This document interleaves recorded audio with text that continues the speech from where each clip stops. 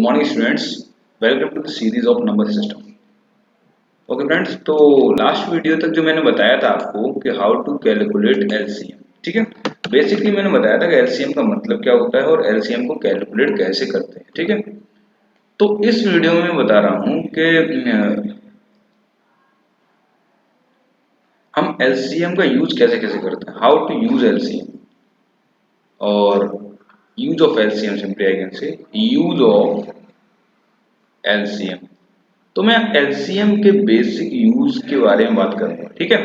LCM का basic use मतलब देखो, अगर मुझे दो नंबर का कंपैरिजन करना, ठीक है। अगर कोई दो फ्रैक्शनल नंबर है, मैं कह सकता हूं कि अगर मुझे नंबर वन का एग्जांपल लिया, अगर मुझे दो नंबर्स का कंपैरिजन करना है, जैसे एक नंबर है 7/2 और दूसरा नंबर है 9/4, ओके। तो हमें बताना कौन सा नंबर बड़ा है कौन सा नंबर छोटा है।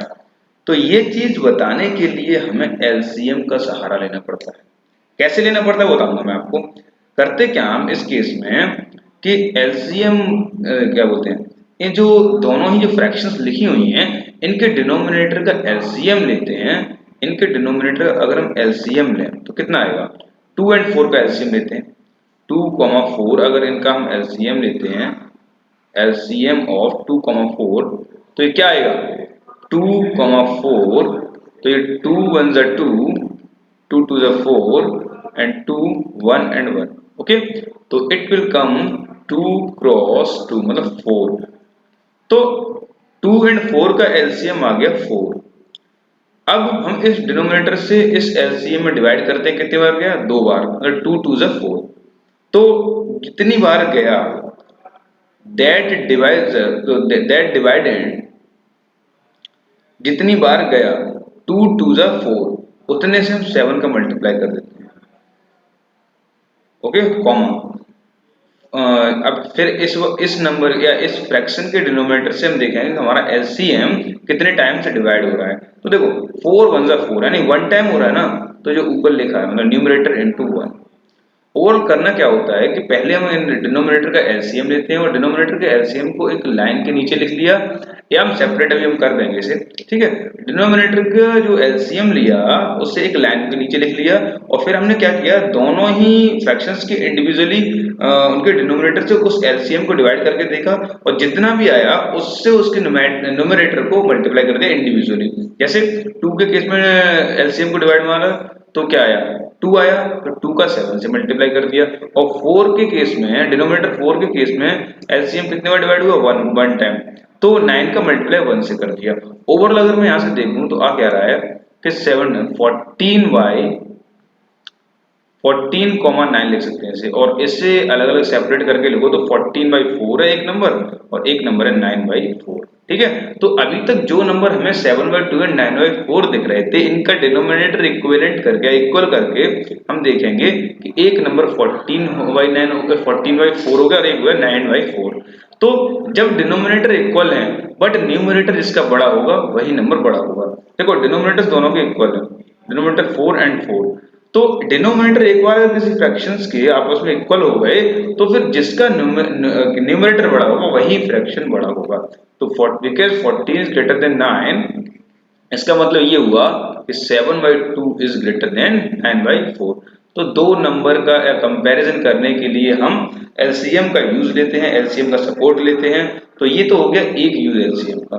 सेकंड क्या होता है कि अगर हम इसे थोड़ा सा और भी इसी क्वेश्चन को, इसी पर्टिकुलर क्वेश्चन को थोड़ा स्मार्ट वे में सॉल्व करें, इसी पर्टिकुलर क्वेश्चन को थोड़ा स्मार्ट वे में सॉल्व करें तो ऐसा कर सकते हैं। देखो ये लिखा था 7/2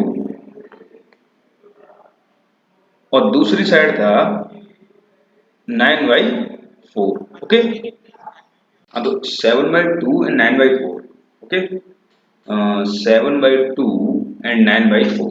तो इसका डायरेक्ट हम एक कर सकते हैं कि 7/2 में, क्योंकि हमें दिख रहा है कि 9/4 में जो डिनोमिनेटर पार्ट है, 9/4 में जो डिनोमिनेटर पार्ट है वो 4 है, तो हम यहाँ 4 नीचे क्रिएट करने के लिए हम ऐसा कर सकते थे, डिवाइड एंड मल्टीप्लाई बाय,